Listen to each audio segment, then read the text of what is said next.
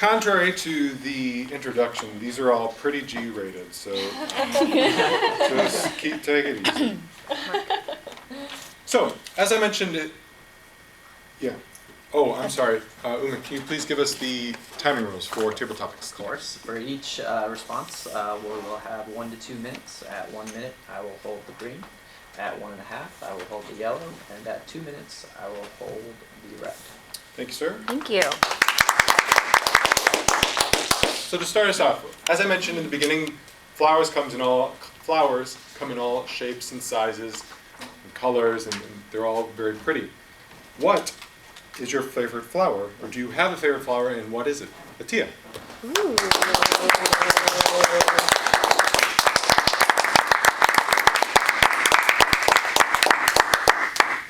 Thank you, Mr.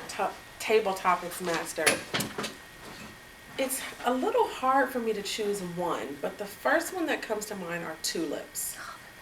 I think they're just beautiful. I'm not a big rose person. Of course, if someone gives them to me, I will be gracious and say thank you and look at them. But tulips, I love the color variations. There's something about the feel of the petals that's a little different. I'm a very tactile person, so yes, even when it comes to a flower, I have to touch the leaf, the petals, and just see what it feels like.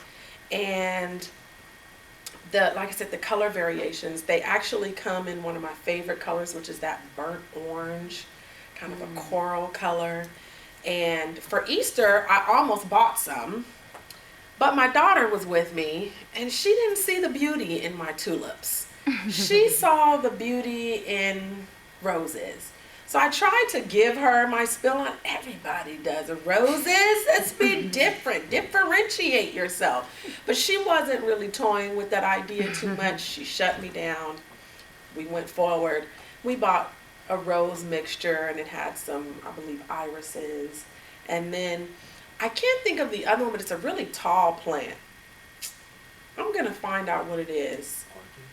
It's not an orchid, because orchid is actually my second favorite. It's one on my desk right now, but it's another one. But I was trying to tell you what we put into her bouquet that she added, but I let her put it together, and it ended up being very unique and what she wanted, and it was beautiful even without my tulips.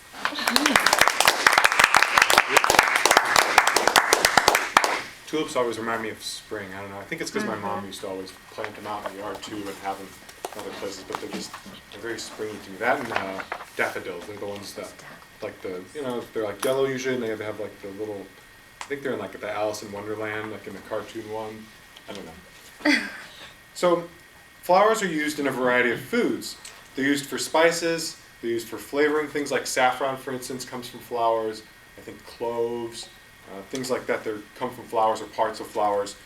They can be used to flavor tea. You've seen like rose teas, for instance. They're also used to make booze. Hops, for instance, is a type of flower, and it's used to flavor beer. So, who shall we pick on? Martin. What is your drink of choice? Oh, no. I'm pretty tame. Thank you, Mr. Table Topics Master. As some of you may know, I don't drink a lot. In fact, I almost don't drink at all. So instead of talking about my favorite drink of choice, which was probably going to be water or something boring, I actually want to recount a story that may toy with your emotions a little bit that has to do with flowers that I remembered yesterday. And it was a story when I was in Poland a couple years ago. Was out visiting some of my relatives, and I saw this one flower in an arrangement that was very unique. And for some reason it stood out to me. I don't know if you've ever had this feeling where you just know that there's some connection with something, with someone. I looked at it, I touched it, smelled it, and it was one of the first times I actually had a bit of like a tear roll down my face. Like I got really emotional about it. Next day I sort of wandered around trying to see if I could find more of this flower, find out what it is, and I did see a full bouquet of it on someone's porch, but they weren't there, so I couldn't really ask them, what is this, or what's it called, or where does it grow, or something. So I walked up to it, kind of saw a lot of it, touched it, and again had this feeling of just getting really, really kind of stuffed up and emotional on it, and then got very, very curious about that. So the next day, I was wandering around on a hike through a forest, and I saw a field, and there they were. I still don't know what they're called. There's this field of flowers.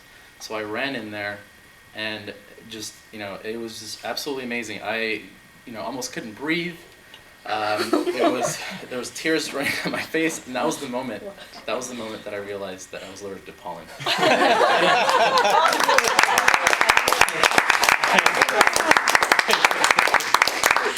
Thank you, Martin. It's a very, very deep emotional story. I could tell that was tough. You could see it. You were having some flashbacks there. So some of you may have heard the song that goes, "If you're going to San Francisco, be sure to wear flowers in your hair." It was written by John Phillips of the Mamas and the Papas, but it's actually sung by Scott McKenzie. It was released back in 1967 and came to represent the countercultural movement of the 1960s. That was kind of the height of the summer of love up there in San Francisco, and everyone and their brother are hippies and all that sort of thing. So an interesting decade nonetheless. If you could grow up or live your prime years, like say your 20s or teens or something like that, in any decade, Sarah, which would you choose? Which decade?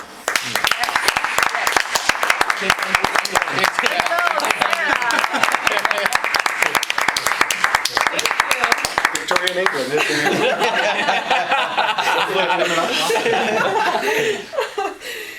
Thank you, Mr. Table Topics Master. That is an excellent question because I think about this often. I previously thought that I would want to grow up and be a teenager in the 60s. This was in a certain phase of my life a few years ago, before I ever worked here. So now, whenever I watch that movie Dazed and Confused, and I think that also takes place in Michigan, which has a special place in my heart, but that's like I think it's maybe the mid-70s or early 70s that takes place. I'm like, oh, that looks so much fun. Like, I want to go hang out with these people. I mean, at least being a teenager in that era, it seems a lot more carefree. It seems like you're outside doing a lot more. They're like, oh, we're going to go get the Aerosmith concert tickets in the end. And they just like, the end of the school year was like such a big thing and a big party, and it just seems like so much fun because my high school experience was never like that. And I feel like nowadays you can't get away with a lot of the things that they were getting away with there.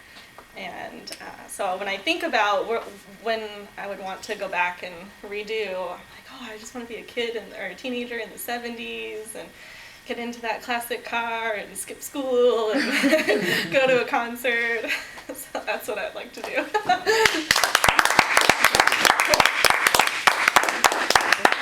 I said that was an equally fun time, the 1970s.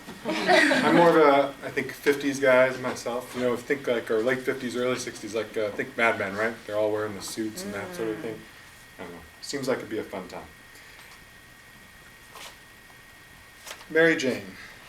Flower. Another easy one, so just take it, don't get too excited. Flowers are responsible for fruit, right? So once they get pollinated, they produce fruit. So what is your favorite type of fruit? Oh, okay.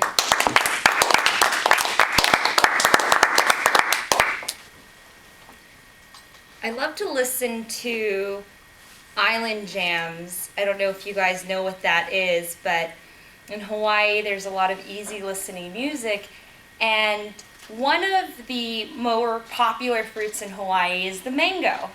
And there's this one line in this song, it goes, I love you like a mango. Basically the point is, you have a lot of love if you love mangoes, and I love mangoes, so I understood how much he loved this girl, because the love for mangoes that I have runs very deep. And it's actually a reoccurring theme in a lot of Hawaiian music. You'll hear a lot of references to mango. I don't know if it just rhymes really well with lyrics and songs, but when he said that, I was like, mango, that's my favorite fruit.